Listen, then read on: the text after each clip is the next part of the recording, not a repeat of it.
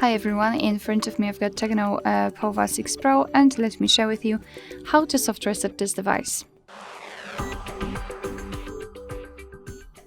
And this operation will be useful if for some reason your device stopped working properly and it does not respond to your touches. All you have to do is to press the power button, which is located on the right side of your device, and press it long enough until you'll see the black screen and then the developer's logo. So let me press this button and keep pressing.